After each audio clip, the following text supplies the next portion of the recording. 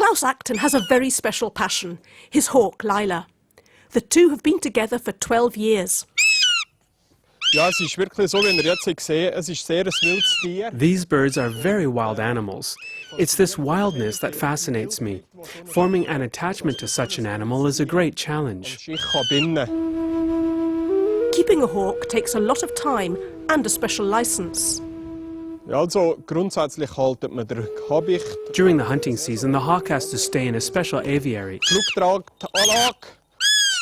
It's attached to a leash, which is hooked up to a wire. This allows the bird to fly from one end to the other. There's a shelter for the night, or from rain or snow. When it's sunny, the hawk lingers on the other side of the cage, where it can see what's happening outside. The hunting season is almost over.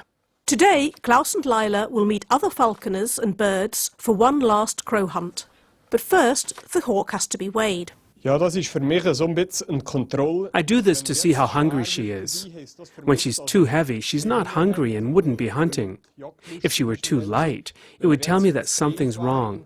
Weighing helps me look inside the bird. Today, Lila weighs 940 grams, ideal for hunting.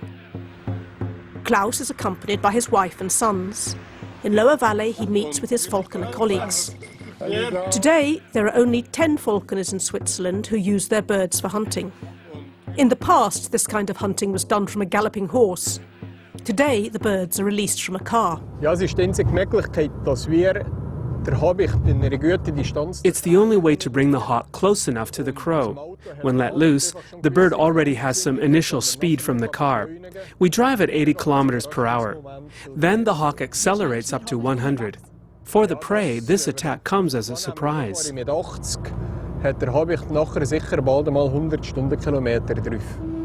crows are in sight and Lila is released. But her first attempt fails. She does better the second time, but again the crow manages to escape. Lila disappears in the bushes and Klaus has to run after her. 10 minutes later, attack number 3. This time the hawk succeeds. Yeah!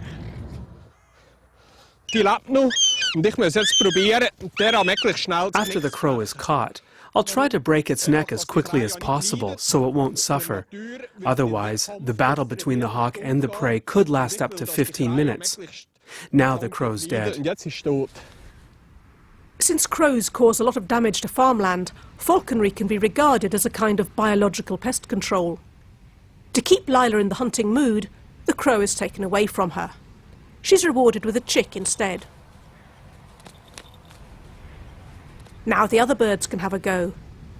This peregrine falcon uses a different hunting technique from the hawk. It flies high and attacks a whole flock of crows. And it also succeeds. Now I'm very happy. Before I was worried that I would lose the falcon. All the birds manage to catch some crows and the owners are happy. After the hunt is over, the birds get to feast on their prey.